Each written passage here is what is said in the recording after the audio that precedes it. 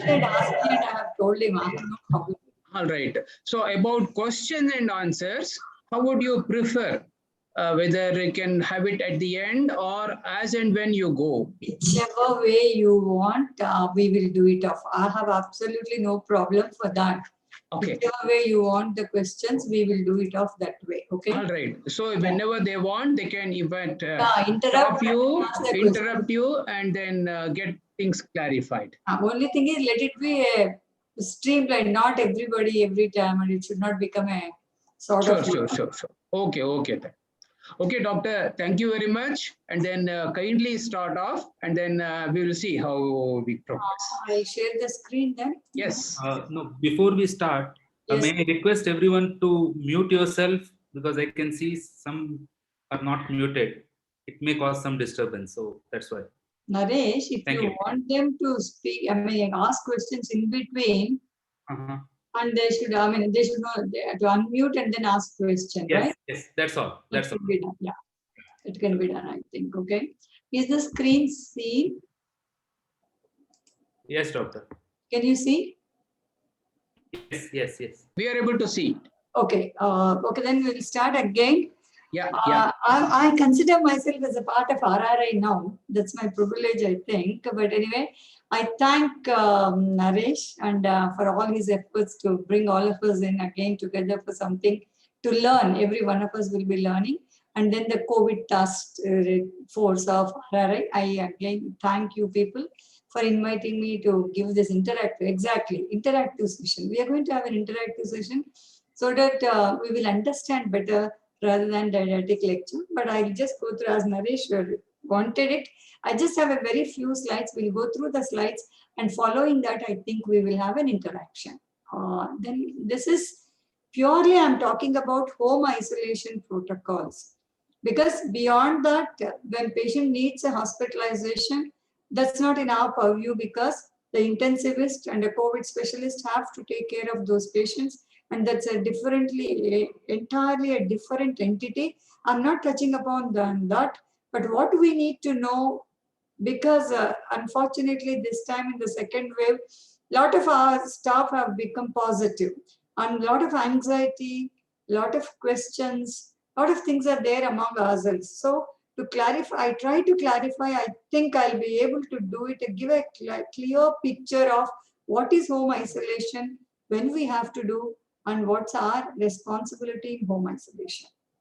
Now, the guidelines I've taken from is Government of India, Ministry of Health and Family Welfare, Government of Karnataka, AIMS Delhi, and CDC American guidelines. These are the guidelines I have taken through this and then made a gist of it, okay?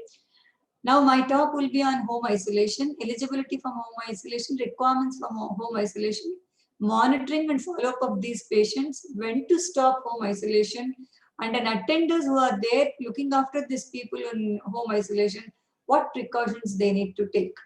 Now, what is isolation? There are two words we have been going around now, whole of world, I think, isolation and quarantine. Is it the same? And what exactly we mean by isolation or quarantine?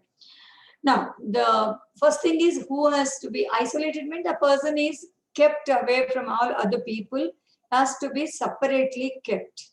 Now, who are all those? Isolation means a symptomatic positive patient or a COVID positive person with no symptoms, when we separately keep them, not mixing with anybody else, that is called isolation.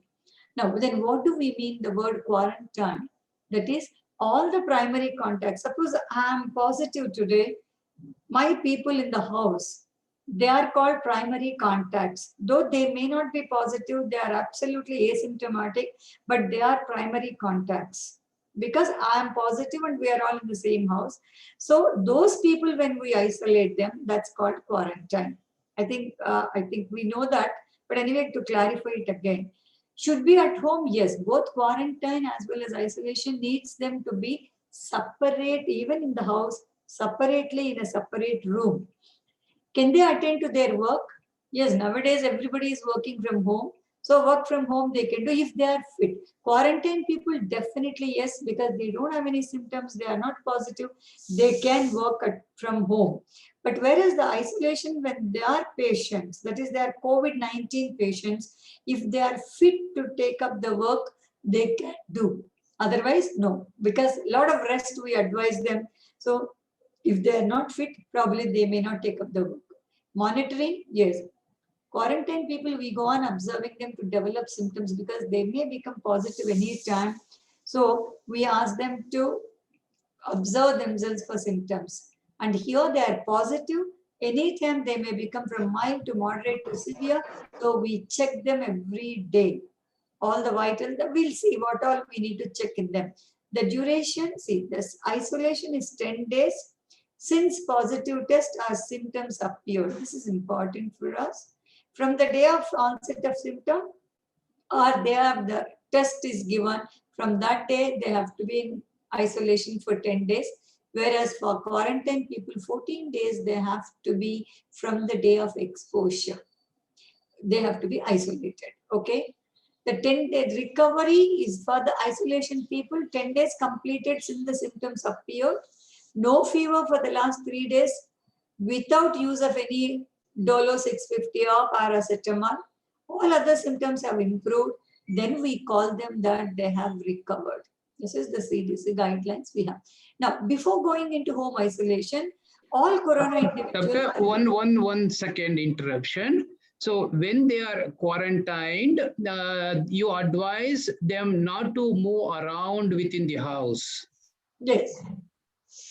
Yes. There's a tendency to go around every place, but you advise not to do that, but get confined to a room. True. Yes.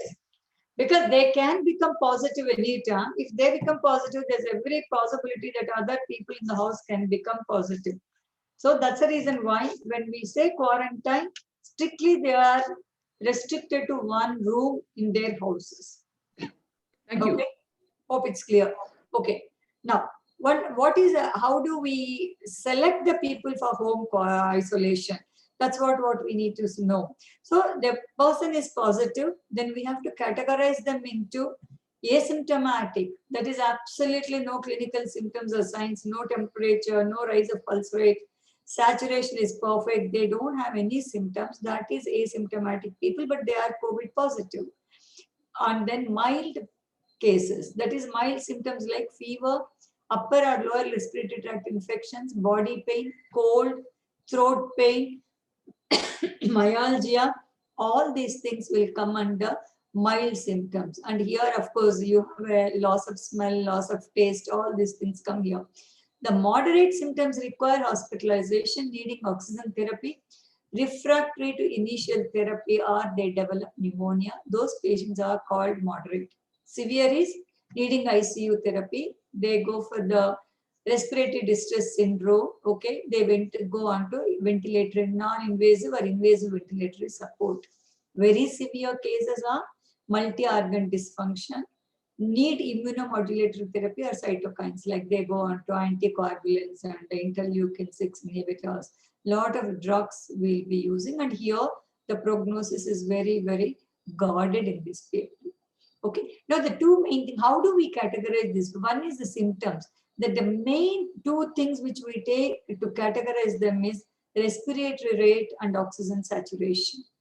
Respiratory rate, anything less than 24 comes into here. 24 comes here and more than 30, 24 to 30 and more than 30 comes here. The same way oxygen saturation here, just 94. Here, of course, you have 96, 97, 94. Here, less than 94. And here, between 93 and less than 90, they come into severe category. Now, taking the symptoms, okay, we don't know all those things. Just clinically taking the symptoms, how do we categorize them into mild, moderate, severe? Cough, sore throat, cold, loss of smell and taste, headache, diarrhea, body pains come under mild. High-grade fever above 102 degrees centigrade. Breathlessness, severe cough, loss of appetite, and very severe fatigue. That means a tiredness. Now, the common symptom we are seeing is many people say, I'm very tired, I'm just not able to get out of the bed. That comes under moderate. Now, shortness of breath, marked weakness, syncopal attacks, irritability and confusion, and sometimes they become like comatose, like they are not non-responsive, they can become. So anytime they have unaccountable irritability or a confusion state of the patient, please, we have to remember that they are already in severe state. The fever, if you take less than 101 in the mild, 100 and more than 101 with antipyretics.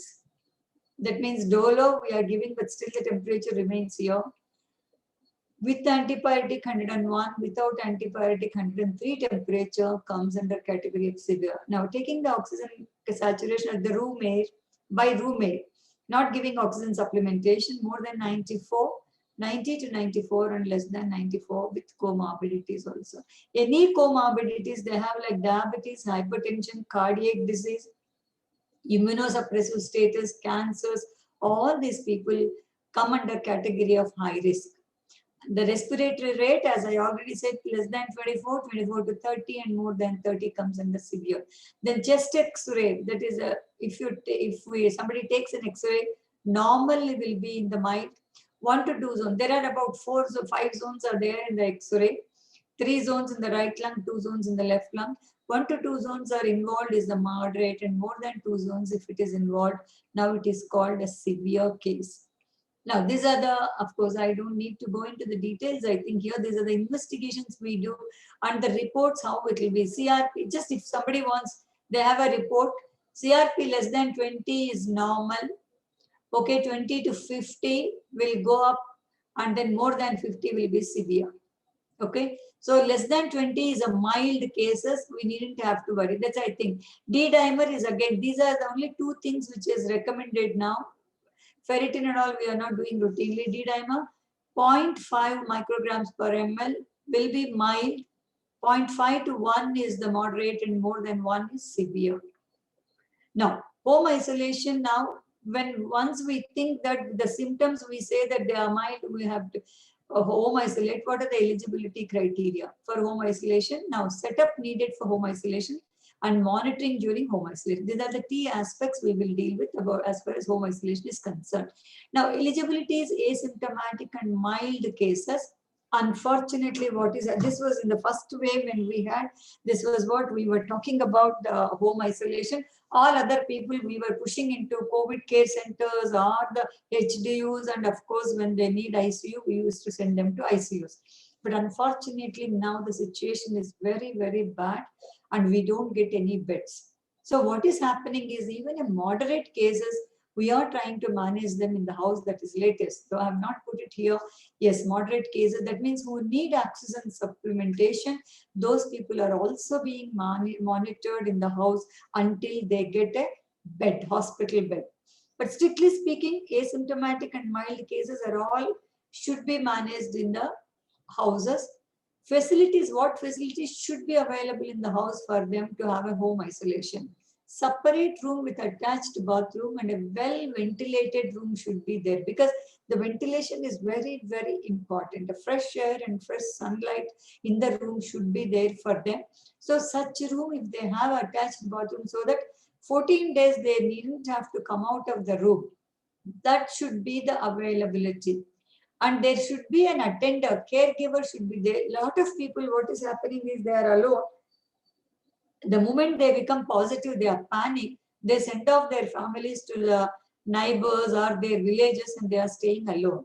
It so happened recently that when a person is alone, suddenly he became severe and he is breathless. I think he couldn't speak to anyone.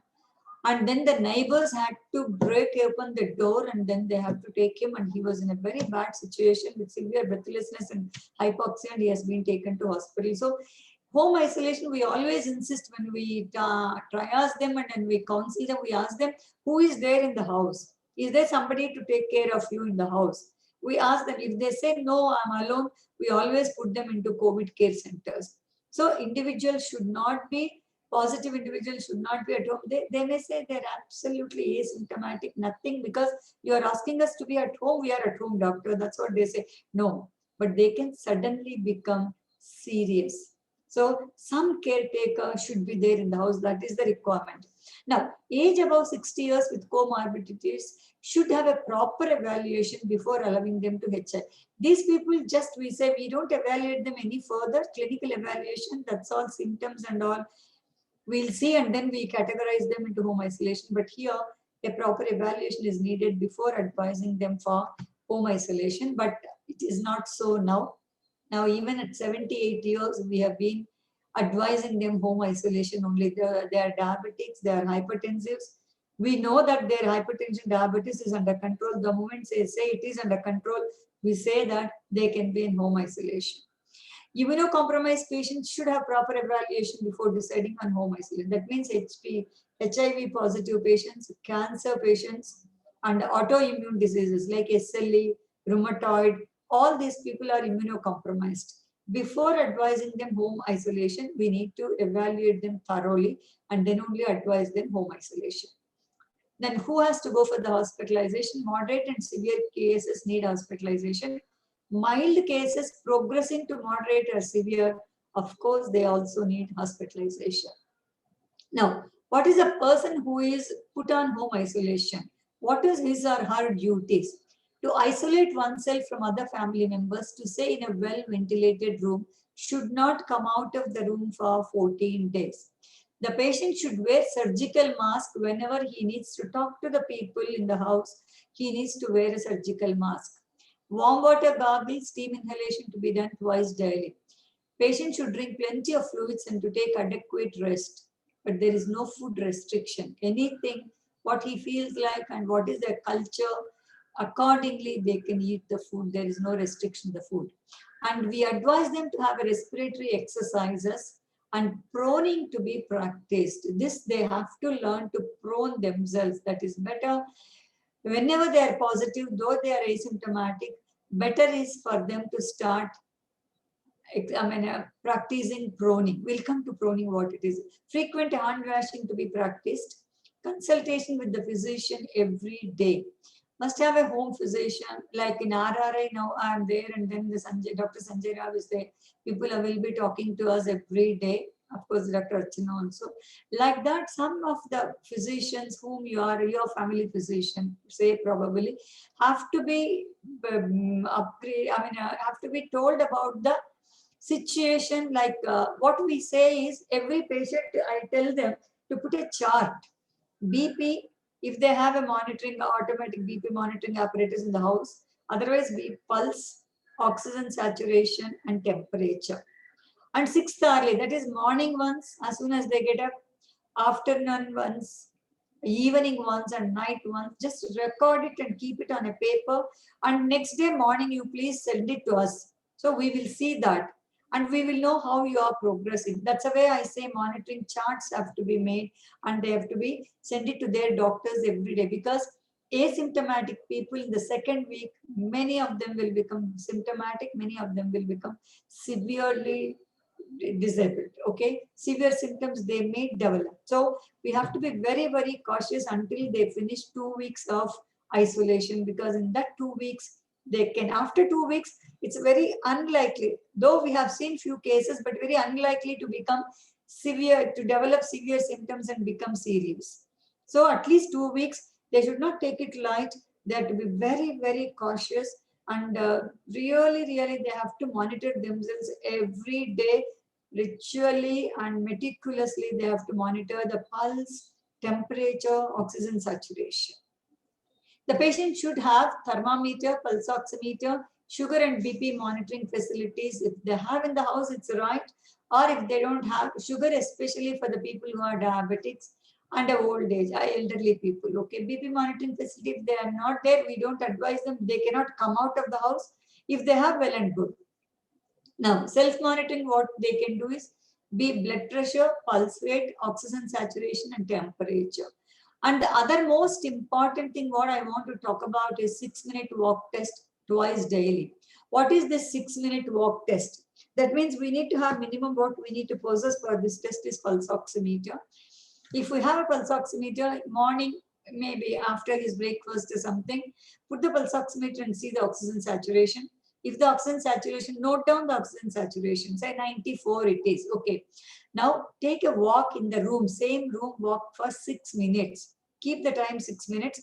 If they are elderly, they are cardiac patients, if they can't do 6-minute walk, they can do 3-minute walk. And the end of 3 minutes, again, put back the pulse oximeter and see the pulse rate and oxygen saturation. It has to be double, I mean, it has to go by 4%, the oxygen saturation should increase. That means if it is 94, it should come to 98. At least if not, it can come up to 96, 97. That means there should be a rise. Ideally, there's a 4% rise should be there. If not, at least there is a slight tendency for a rise of the oxygen saturation. Pulse rate has to go up. If these two things happen, that means the lungs and heart are perfect for that person. We don't need to worry for them much. Okay, this morning and evening they have to do. It's a very simple test, but it's very effective test all over the world. They for a home isolation patients and even moderate patients, they do advise 6-minute walk test or 3-minute walk test. Now, I was talking about prone position. Now, what is this prone position? This is the position as far as possible, at least 2 to 3 hours in a day. People, COVID positive people must learn to lie down like this. It's a prone position. Now, prone lie down once in 2 hours, lie down for 30 minutes like this. Now, come to the lateral position. Again, lie down for 30 minutes. Come to the sitting posture. Sitting is like this, reclining at 60 to 90 degrees. And then come to the left recumbent position. We call it recumbent posture.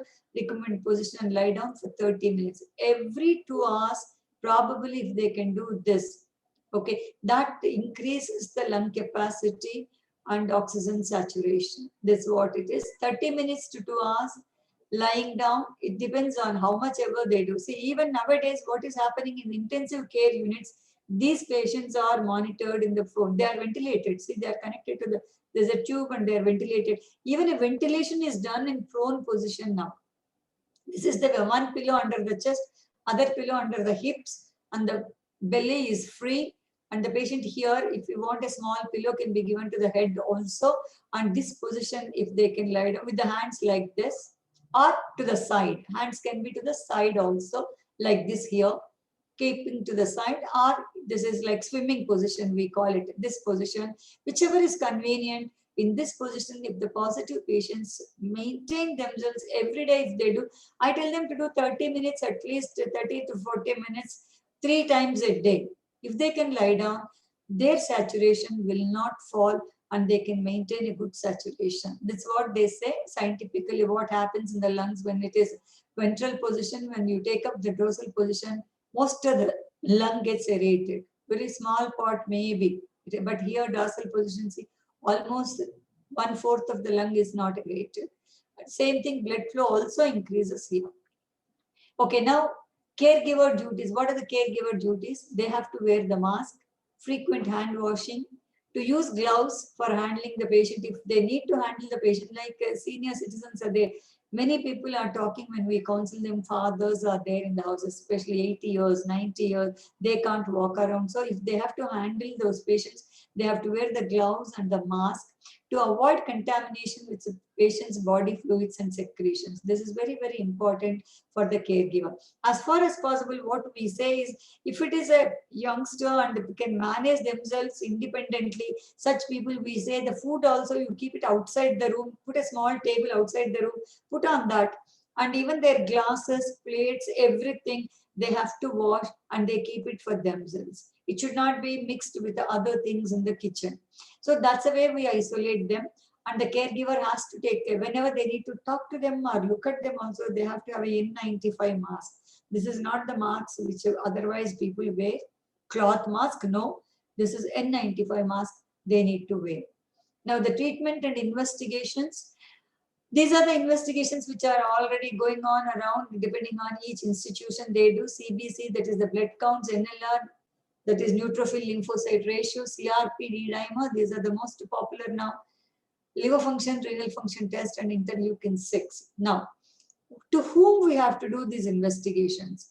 Take asymptomatic patients, positive COVID, we don't need to do any investigation unless they are a high risk people. Matlab, when they are diabetics, hypertensive, age above 60 years, or they have other HIV or immunocompromised patients. In such patients, even though they are asymptomatic, when they become positive, we do the baseline investigations for them because their chance of progressing in the disease is very, very high. So we keep them, we call them as a baseline values. So we keep the baseline values for them. But otherwise, asymptomatic patients, no need of investigations. Baseline investigations done on second week. For the high risk patients, probably as soon as they become positive, you can do. There is some say that in the second week, because usually the second week, a lot of problems can start happening. For even asymptomatic patients, should we do investigations in the second week? But most of us are not following that. If they remain asymptomatic through second week, they don't need to go for any of the investigations unnecessarily. Symptomatic patients, when do we do investigation? Everybody, one day temperature, doctor, can I get blood test, please? Can I get CT chest? No, wait for 5 days. And once the 5 days symptoms are not subsiding, that's a time we have to get investigated. Mainly these investigations, why we do is, we want to know the inflammatory markers. There is something called, I think some time back, I gave a lecture about this, and we have divided into the stages of the disease. We have said the inflammatory stage will come, viremic stage, and then the inflammatory stage, then they go cytokine storm. If you, I don't know whoever had attended, if they remember that. Yes. So the inflammatory stage, when to know whether they are going into that inflammatory, these markers will tell us. CBC, NLR, CRP, and D-dimer will tell us. Of course, interleukin 6 is costly. We are not routinely doing for every patient. All these things will say that the inflammatory process has set in them. If suppose these investigations become abnormal, then every second day we need to repeat them to see whether they are worsening. Because when they are in home isolation, okay. So symptomatic patients for 5 days, initial 5 days, it's only a viremia stage. They don't develop inflammatory markers, the abnormality they don't develop. So unnecessarily we don't need to do investigations. Only we do after 5 days with the symptoms. I hope I'm clear about it. Now, we'll come to the CT chest. Coming to the treatment, asymptomatic patients, just immunomodulator, that's all we are going to give. Vitamin C, 1000 milligram per day, zinc 50 milligram daily, and vitamin D, 1000 units per day. And then ivermectin is one which is recommended. There is something called a syndromic approach, which is developed by All India Institute of Medical Sciences, Delhi. And that has become very popular and everybody is following it. According to that, this is called syndromic approach. Ivermectin 12 milligram per day for 5 days is given. Even patients are asymptomatic and they are COVID positive. Now, when they have symptoms, accordingly we need to treat. Fever is there, yes, Dolo 650 if the fever is more than 99. Nowadays, 99 degree Fahrenheit temperature is taken as a normal.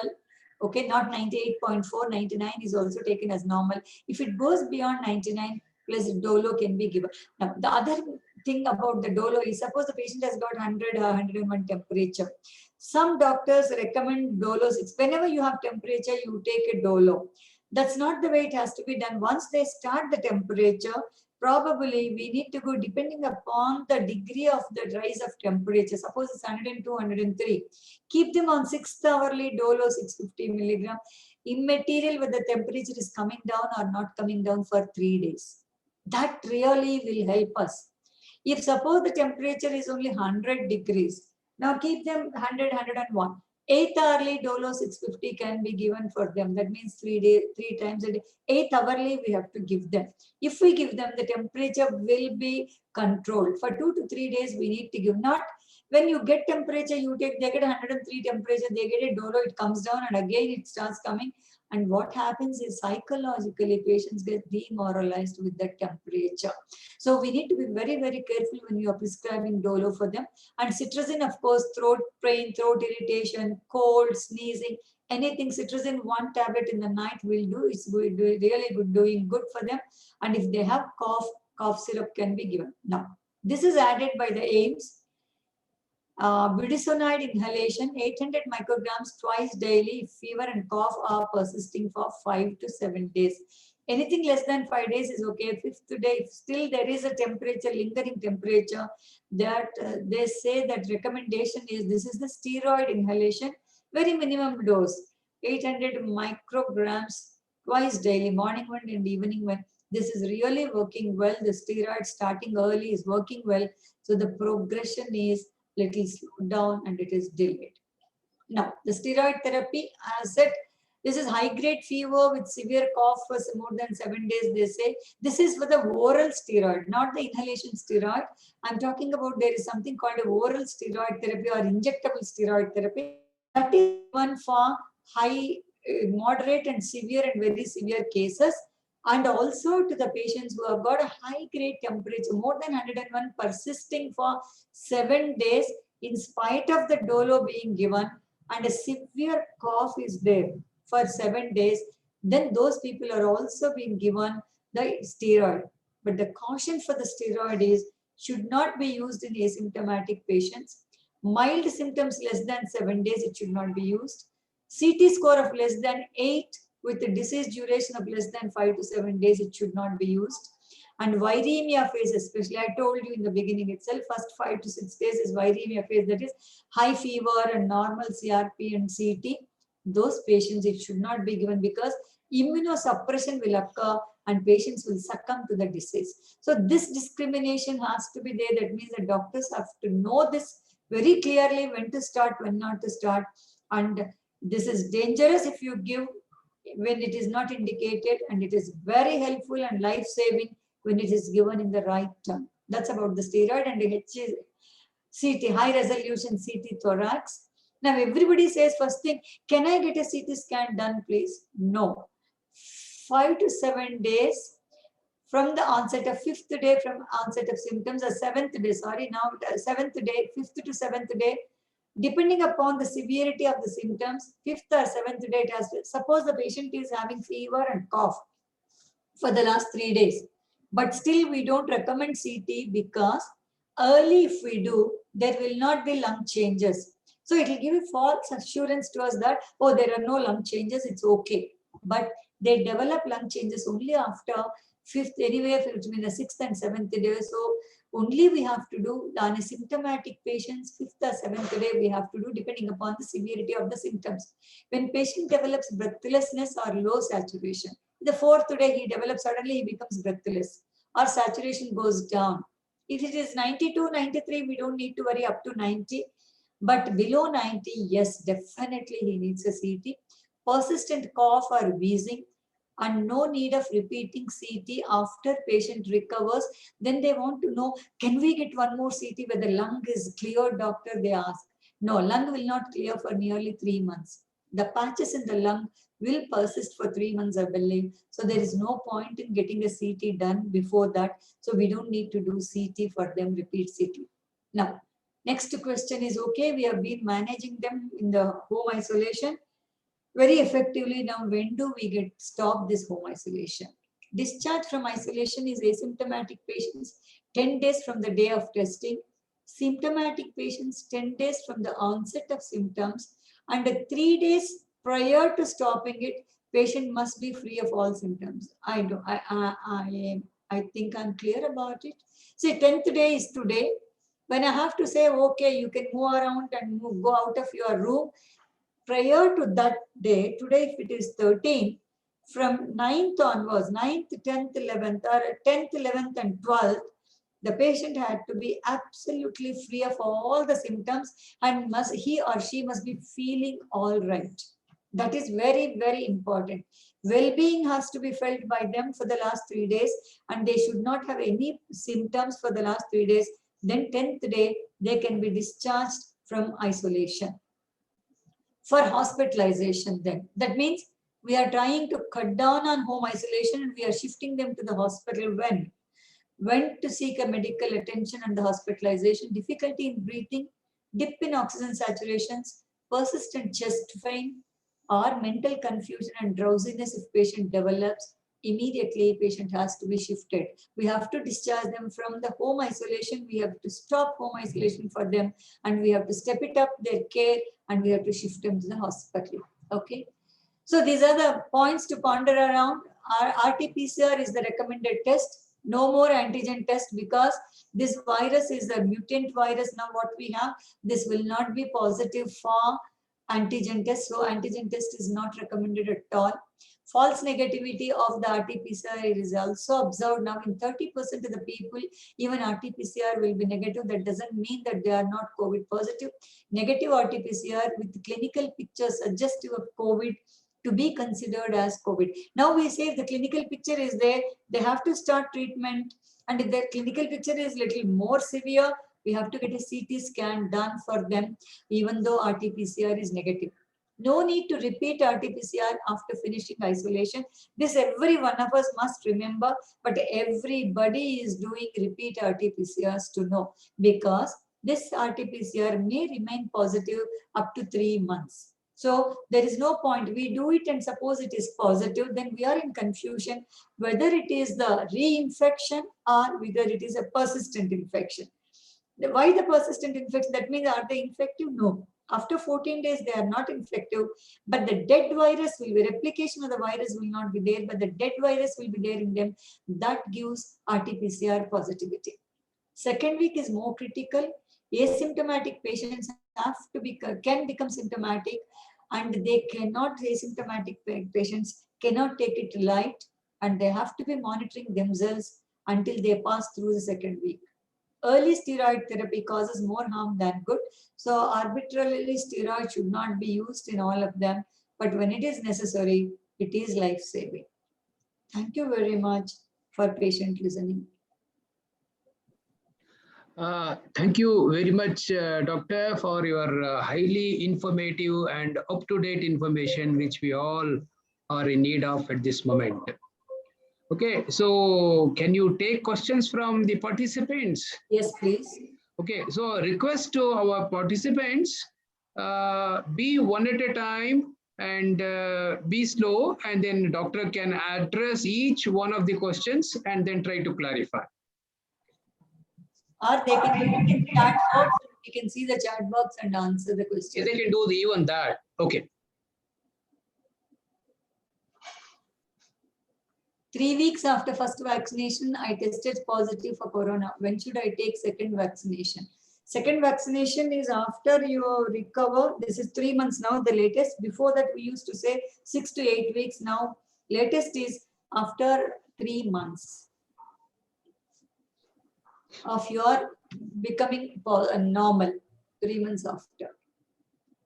Is there a gap between first vaccination, first dose and second dose, doctor? Yeah, ideally for the Covishield, ideally it is 12 weeks. It is, though we recommended 4 weeks, 4 to 6 weeks.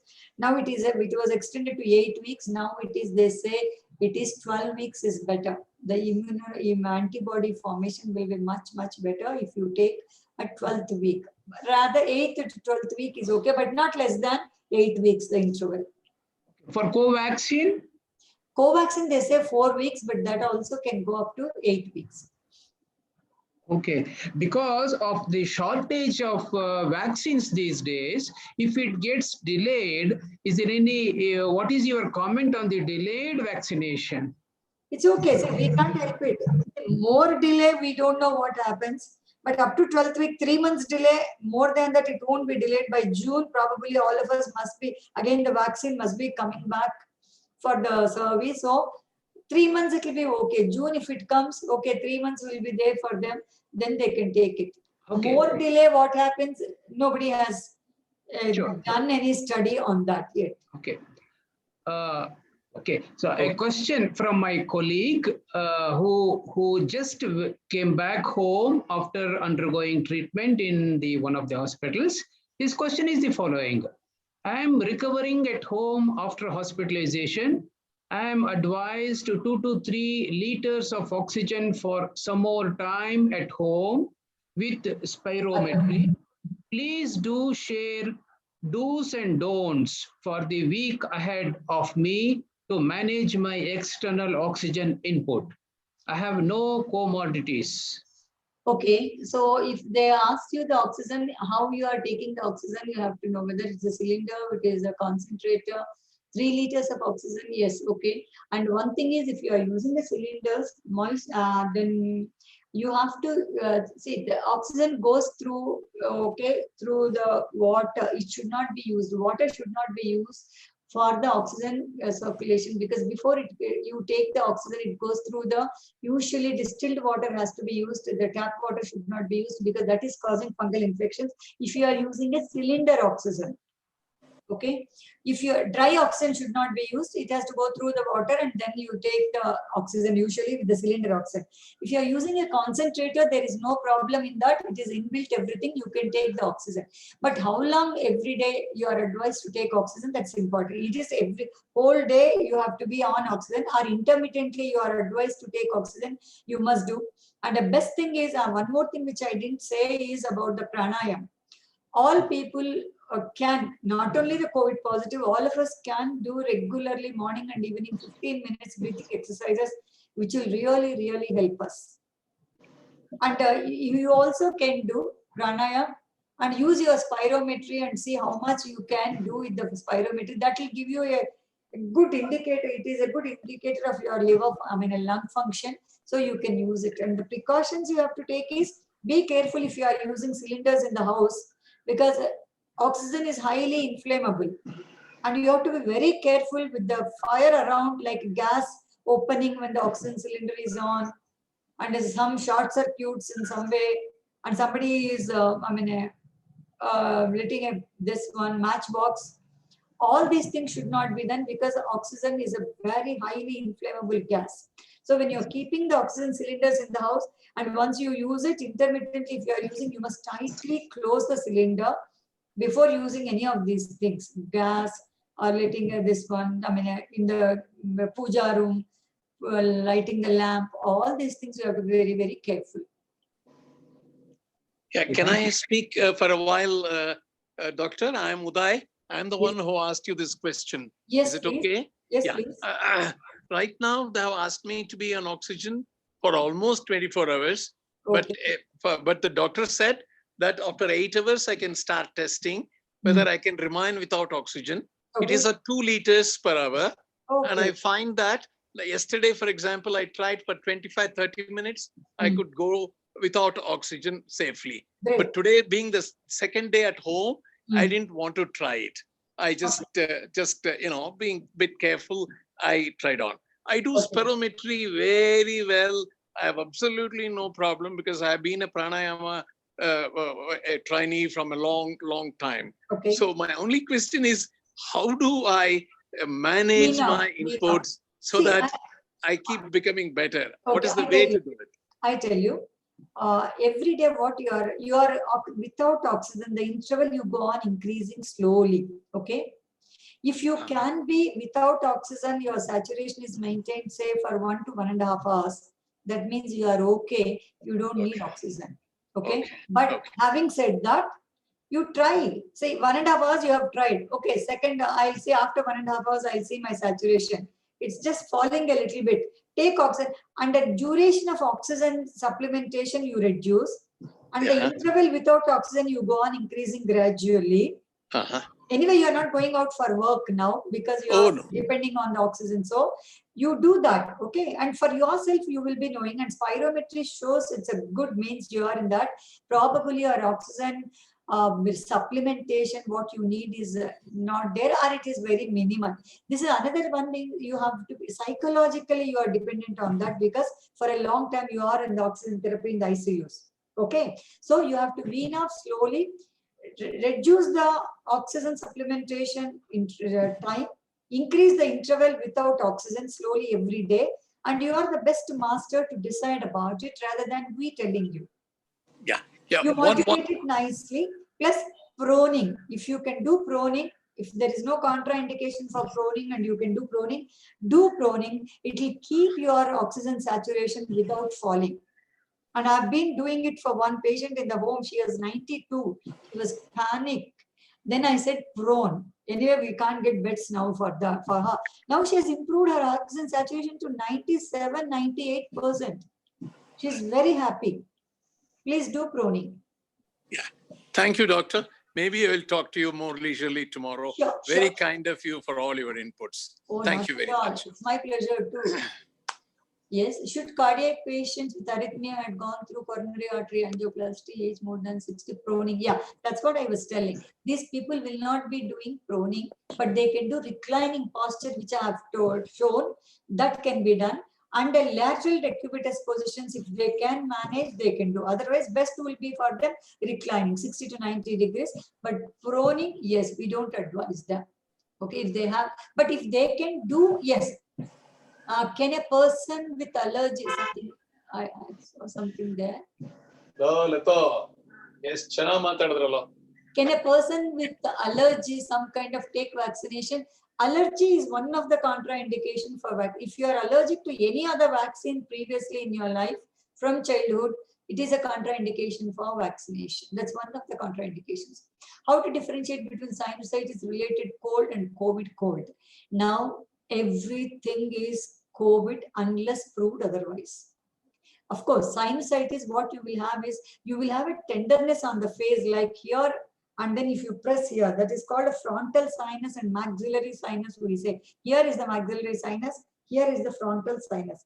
You press there, and if you have a pain there when you press it, that is sinusitis, but that is not because of the COVID.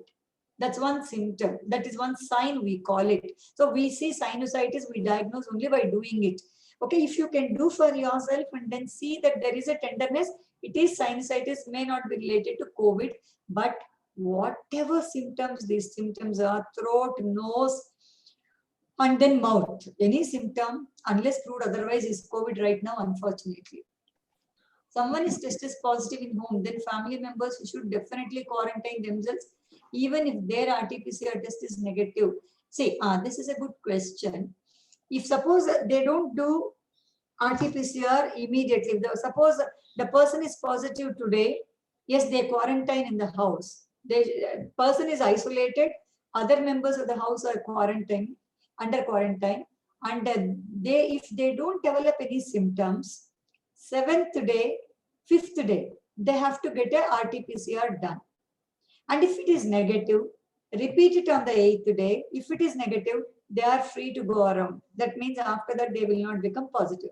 I hope I'm clear about it. Hi, doctor. This is Palak. Actually, I asked this question. So can I just clarify a bit more about it if I understood it clearly? Okay. So you are saying like at least for 5 days, they should be in quarantine, like the other family members, They should not self-monitoring. Yeah. Okay. And on 5th day, and then 5th day, they can do the test, and then on 8th day. 5th day, we say now they are telling 7th day. Yeah, 5th day it can be done. If they develop symptoms anytime, they do immediately. If they don't develop any symptoms, at least minimum is 5 days they have to wait. 7th day is better because they are asymptomatic. If they are negative, repeat it after the 5th day and 8th day, they repeat it. If they are negative, now they are allowed to move around. Sure. Okay. That means Thank 8 days, they are also quarantined, under quarantine. Yeah. Before that, right. 14 days, we used to say, even for the primary contacts, 14 days quarantine. That's what Yeah. it says. When my presentation you have seen, I think, 14 Yes, days yes. to quarantine. But now what is done is, you do the test, but immediately don't do the test after 5 days, and then after 7th or 8th day. If both the tests are negative, then they are allowed to move around. Okay. Move around. Okay. You are Thank you, got doctor. home isolation under our doctor's advice and medications. How do we protect ourselves from black fungus issues? If you have not used any steroids, the black fungus will not come. Don't worry about it. So it is only occurring for the people who are given oxygen. That's what they use, the tap water, or what sort of waters they are using for the oxygen to wet it. That's a reason where people are getting the fungus. The water droplets, along with the force of the oxygen, with the pressure, it goes through the nose. At that time, this water also droplets will go, and there it is getting deposited and fungus infection is occurring. If the steroids are not used and the oxygen is not used for a long time, you don't have to worry about the black fungus. is this virus now airborne? Can I be infected while I'm at home full time? If you are at home full time, if nobody, see, you can be at home. Many people it's happening. I'm at home, how it has come to me. My own brother and sister-in-law have got infected, he's at home. The people coming from outside, say servants or a vendors or a postman, somebody is coming to you, to the house maybe for a few minutes. From those people you are getting infected, though you are at home. A virus is airborne, yes. Now the latest in the Lancet, one of the world famous journals, Lancet has given an article saying, like just 3 days back, that it is proved that it is airborne. That's why people even at home, they are getting it. People have no contact, primary contact with the positive people also getting it because it's airborne. That means to say that when you go out, not the cloth masks, but all of us may have to wear N95 masks if you are going out, if that is necessary to go out. So there was advice to wear not one but 2 masks. Do you advise it? No, that is for us, not for you. We wear a surgical mask over the N95, or I wear only a respirator. Okay. So what do you advise for the people, for us? For you people, N95, if you can buy and wear it, that's enough. It can be washable. It is washable. No. It is not washable. You may have to throw them out. Oh, once once you use it, you have to throw, is it? No. See, what we do, no, N95, we keep it at 3 or 4 masks. You use today, after 4 days, you can use the same thing like that, 3 to 4 times you can use, then you have to throw it off. Oh, I see. Okay. It's like that. Oh, I see. Or there are some places where in IASC, for the matter, they have a sterilizer, gamma sterilizers. They have got it. So these masks have been, even we have in Ramaya. So in the OT, we used to give off our masks and then sisters used to get it sterilized and give back to us. Like that, you can get it sterilized after one use and use it like that 3 to 4 times. And then after that, throw off. Oh, I see. Okay. No mask is washable and then reusable. I mean, the cloth masks are reusable and washable. But now because they say it's airborne, we have to be a little more careful. Okay. Because cloth masks will not protect from virus. Okay. So N95 you advise for everyone. White cloth mask was given because we thought it is a droplet infection. Yeah, all right. So the cloth mask can jolly well, they can prevent the droplet infections, droplet spread. But now the Lancet says that it is airborne. That's why we have to be a little more careful. Okay. Any advice for post-COVID person to recover completely and normal health? It depends upon what was the severity of the infection or how many organs were involved in the COVID. It depends on that. Now, the regular thing is, the best thing is respiratory exercises they have to do, because all these COVID positive people, the first organ to get affected is the lungs. Maximum affection is for the lungs. So there are a lot of post-COVID sequelae we are seeing. The lungs are getting infected. So that their capacity, lung capacity, vital capacity is coming down. So what we tell them is they have to be doing a lot of respiratory exercises and proning, number 1. Number 2, they are prone for, after some time, recently we had very unfortunate thing is, one of the onco surgeons from Kidwai, very young man, died of suddenly myocardial infarction because he had a COVID. So thrombosis is occurring post-COVID phase. After they recover from the COVID, post-COVID phase, thrombosis, that means the stroke is happening, myocardial infarction, that is heart attacks are happening for the people. So to prevent that, dehydration have to be stopped, number 1. Number 2, we are thinking, though there is no protocol, a small dose of aspirin for next 3 months, 75 milligrams of ecosporin can prevent definitely this thromboembolic phenomena, though it has not come in the protocols. Some doctors are recommending that. At least no dehydration, no cross legs when you are sitting. Don't sit for a longer time with the cross legs and all. So probably that can prevent a thromboembolic phenomena. But where is your table? Okay, but where is the thing? Can you mute somebody? Ratnaka, kindly mute the mic. Ratnaka, kindly mute the mic if possible. Can I ask a question? The Air chat seems conditioner to can be used in disabled. an isolation room. Usually we say air conditions are not. We usually say air conditioners don't use, but if it is in your own house, nobody else is in that room, you are only using, yes, you can use it probably. Is vaccination is suitable for thyroid patient? Definitely. All patients can take vaccination, except the allergy for any vaccine, known allergy to any protein. Those people are not supposed to take. Otherwise, everybody should take vaccine. I think that's all the questions. I think. Hello, can I speak, please? Can I speak? Just there is one more question. Can I just finish off this? As you said, early steroid can harm more than help. But if one person has asthma and use inhalers, which is steroid, then can they use those inhalers in case of feeling breathless? Sure. So if you are giving a Butacart, that is inhalers for asthma, you continue to use so that you don't need to use any other steroid. Budesonide steroid, what I said, inhaler, you don't need to use. You have a Butacart steroid inhaler for your asthma, yes, that can be used. Yeah, that's all. Yes, please. Somebody wanted to speak. Yeah, please. Ratnakar, kindly speak. Hello, Yes, please. I am Ratnakar, also known as Ganesh in family circles and close friends. My wife is a doctor, Dr. Uma Tekur, and recently one of her cousins. Ganesh, this Sundari. Yes, I am Ganesh.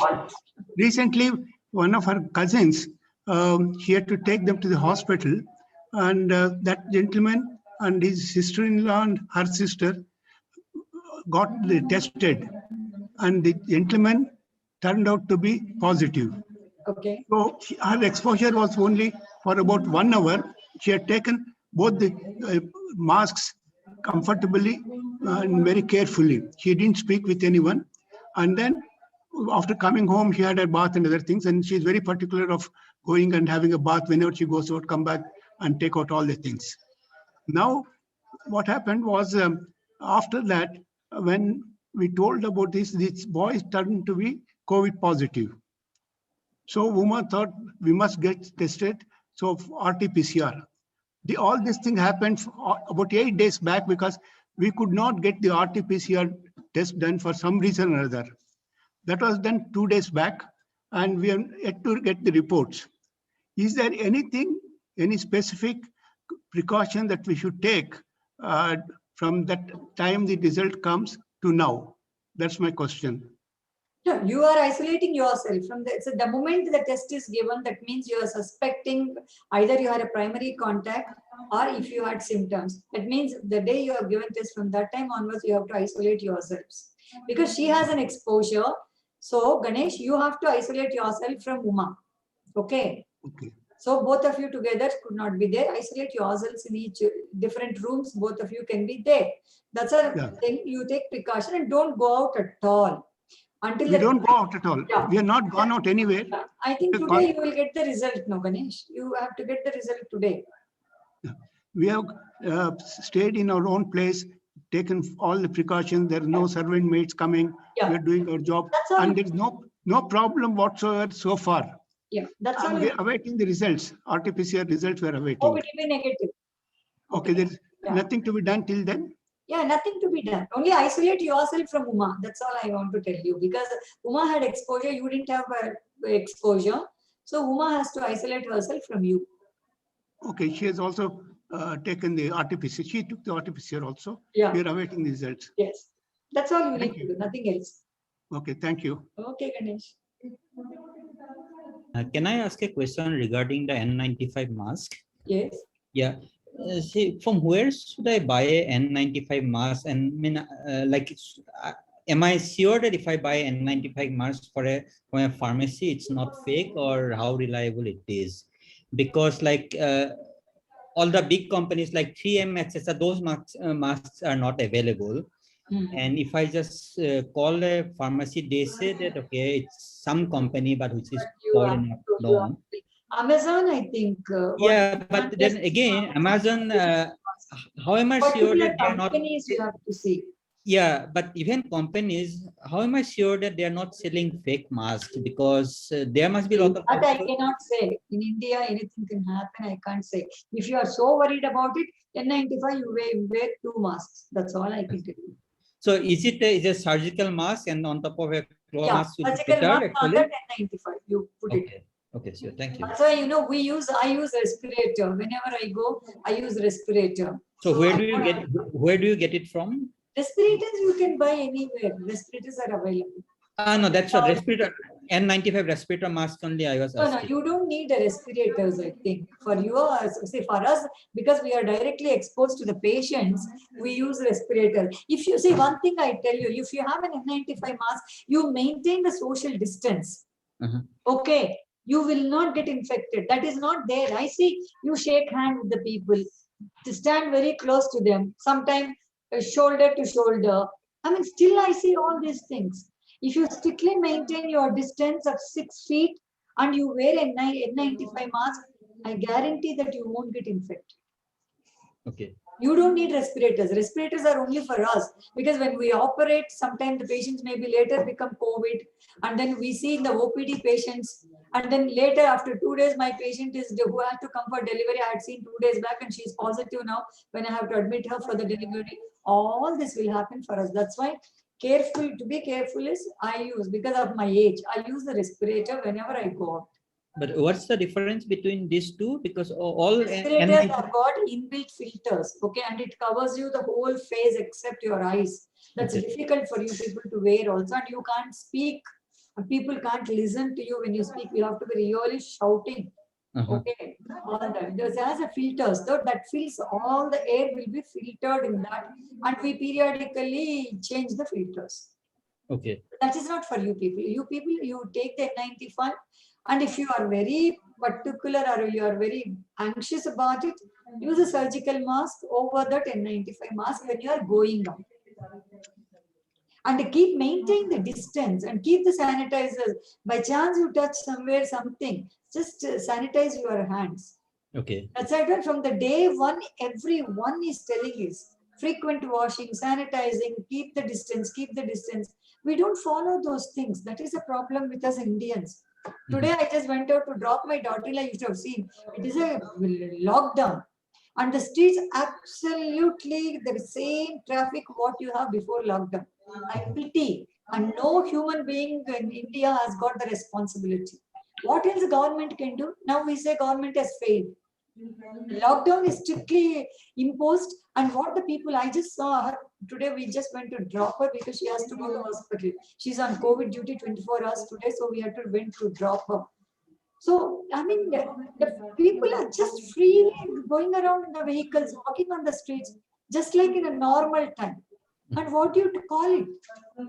Each one of us must feel responsible. Our social responsibility in this juncture, and everybody is laughing at India.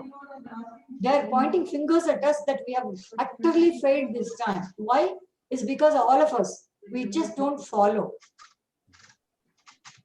And 14 days we can just limit ourselves to the houses. Can't we just stay in the house? 1 year we have been in the houses. No, people have to go out.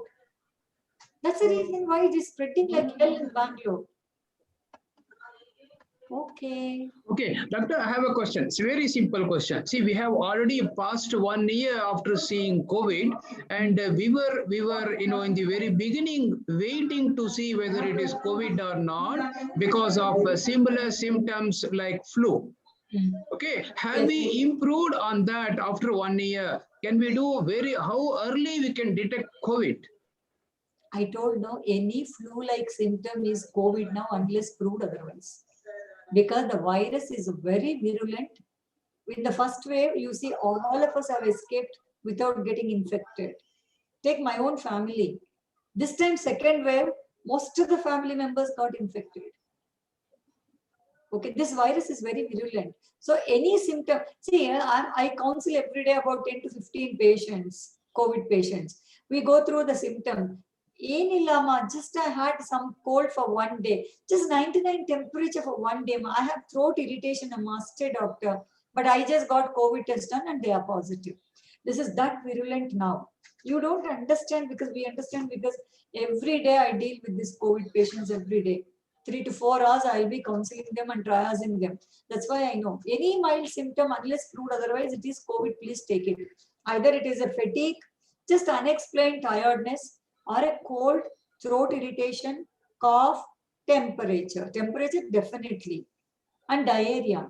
2 to 3 loose motions, doctor, one day. Think of it. So you have to be very careful. Outside food, you should not take outside food. Water, you have to be very, very careful. Of course, all of us, I think, use a filtered water, a boiled water. Those things also, precautions we have to take.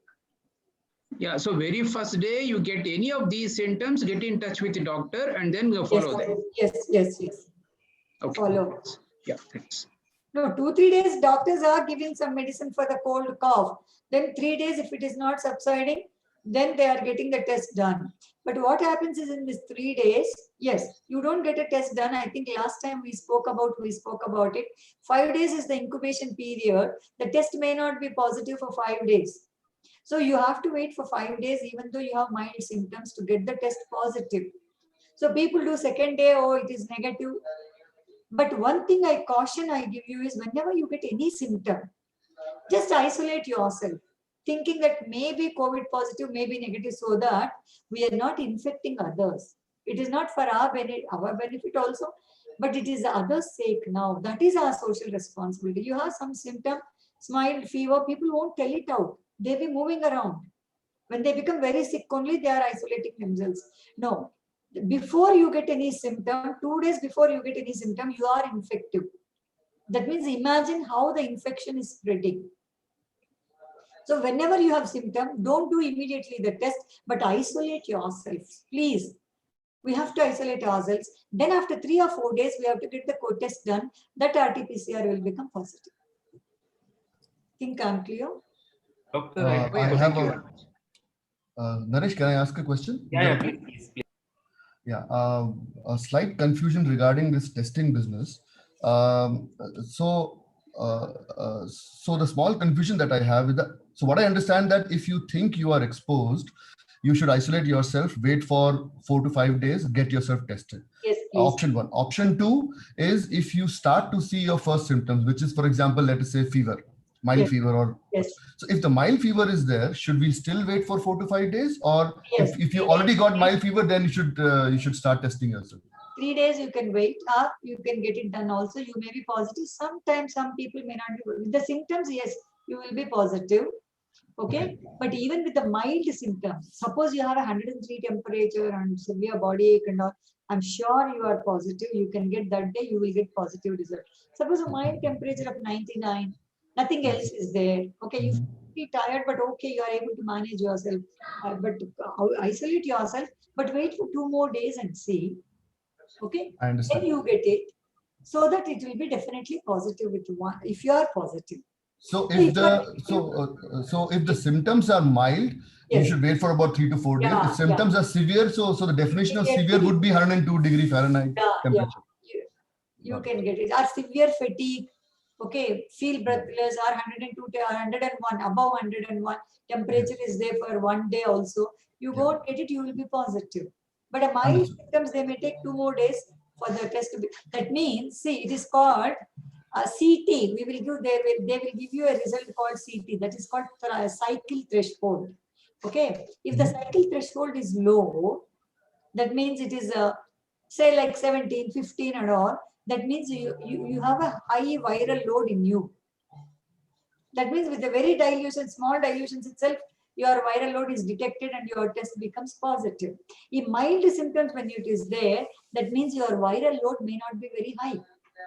It will multiply. The virus will multiply. Right now, when you have mild symptoms, your viral load is not very heavy, so it may not be. The test may not pick up. Understood. Understand? Thank you.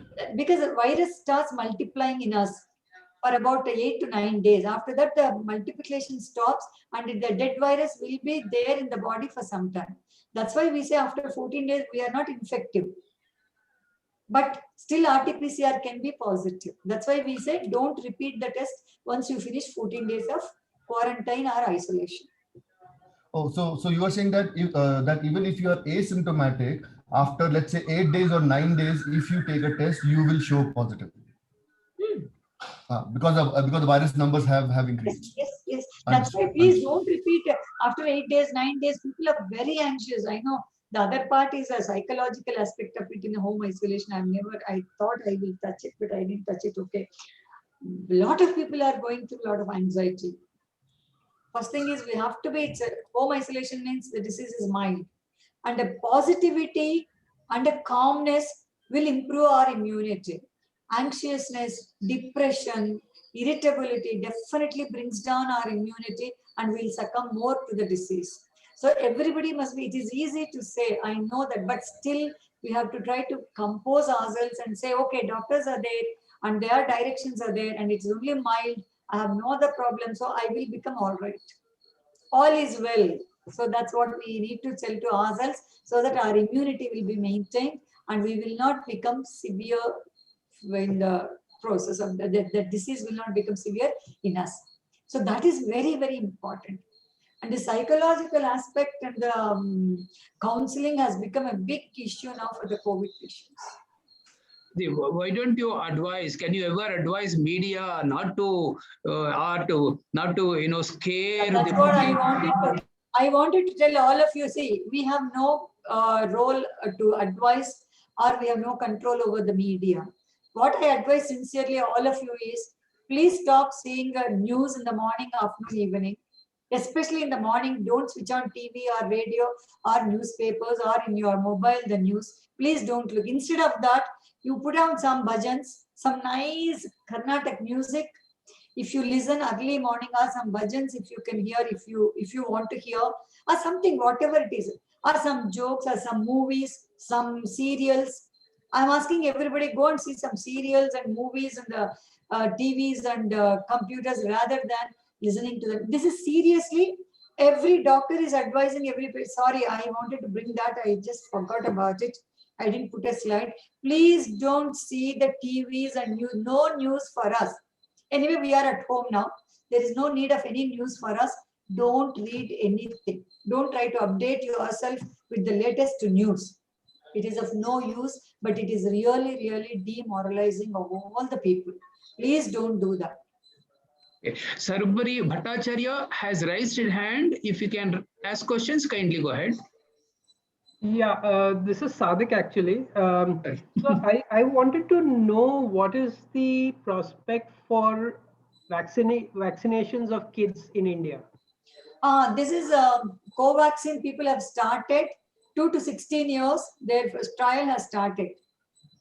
So if they come to phase 3 trial, yes, we are going to have the vaccine for children. Pfizer is doing it. For the third phase trial, it is going on. Another 1 month, according to them, it may be released for children in other countries. That's what my niece and all were planning to go to Dubai to get their children vaccinated because there it is available. America, of course, you can't go and get vaccination as Indian, though she can go, but she cannot get vaccination done. So they were planning to go to Dubai and get vaccinated somewhere the next month end or the July. That is coming. Pfizer is coming because they are in the phase 3 trial. Yesterday only we came to know that Covaxin, they have started, Bharat Serum, they have started for children of 2 to 16 years. If it comes, yes, that will be a blessing for us. All the children could be vaccinated. So actually a related question, there is some controversy going on about the Covaxin, this thing. So for instance, they have put out their results on the bioRxiv, but bioRxiv comes with a warning saying that this is not published results. Okay, you have to be careful interpreting these results of the trials of the vaccines. So what is actually medically the status of these vaccines? I mean, they are all fine. See, any vaccine, the trial has to go for 6 to 10 years. Then only it will be released. Now, you know how the vaccine was released all over the world. Very fast. Okay. So the efficacy now, after giving the vaccine, now they are trying to analyze it. A lot of things have been spoken about all the vaccines. No vaccine are ideal because it is very rapidly manufactured this vaccine, and the trials also very rapidly they have concluded the trials, and then they said that it is okay. Only thing at this juncture what we have to worry about the vaccine is whether it doesn't cause any harm, and how much is the benefit we don't know. Somebody says 95% Pfizer vaccine and Covishield is only 60-70%, Covaxin is only 68%, whatever it is, at least above 50% we are getting the benefit. Now all the people who had the vaccine, two vaccines also, they are getting infected. Now they are succumbed. Few of them have succumbed recently, 2 of them whom I know, after 2 doses of vaccine. That means this is a variant virus which is not responding to the vaccine, or they didn't have immunologically they may be low, so they didn't produce adequate antibodies. All these trials, all these studies will come later now. It is only 1 year old. The vaccine is for vaccine is not even 1 year old. Disease is 1 year old. So all these contemplations will go on. Nobody knows for surety how it is. We have to take, that's all. If it doesn't harm us, let us take it. Yes, Whatever benefit we get, we are going to get it. Okay. If everything is okay, can we stop? Last question, Doctor. Your comment on ivermectin, which Goa government has asked everyone to take. And then, yeah, WHO for that, Swaminathan, from the WHO, she has given a comment saying that it cannot be done like this because it's not proved. But AIMS people have done a study. The maximum cases we had in Delhi in the AIMS, you know, Delhi was the one who had really had a lot of cases, and the AIMS people have done a scientific analysis of it. In a syndromic approach, ivermectin is given to the extent that they say, if you give some published paper, I just recently 2 days back, if the whole population is given ivermectin for 5 days, 50% of the COVID infections will be wiped out, they say. Why can't you give, instead of doing a CT scan, so it's spending so much of money for CT scan?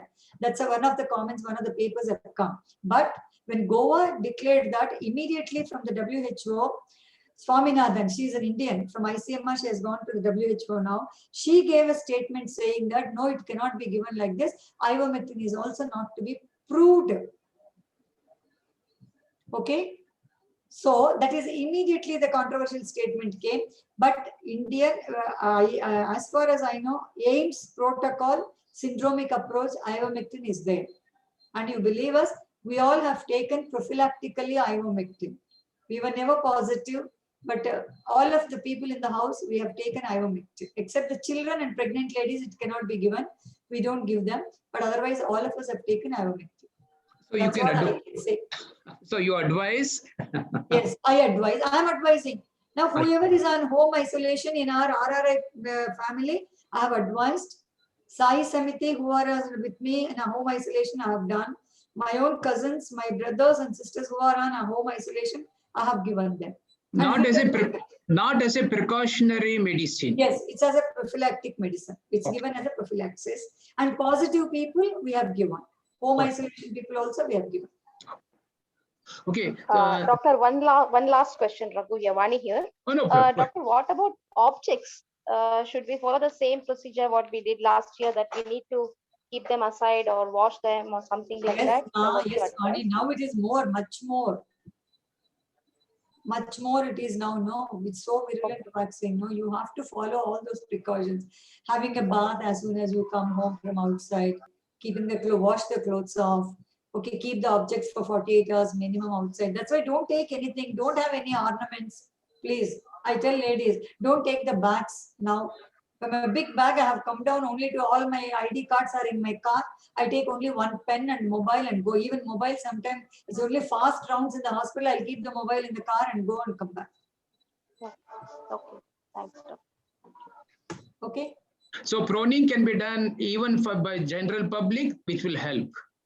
I don't say proning for general public, but COVID positive, yes, definitely it is going to help them not to get down the oxygen saturation. Okay. Okay. So thank you very much, Doctor, for being patient all along and addressing every one of us questions and then giving much clarity for many of our doubts.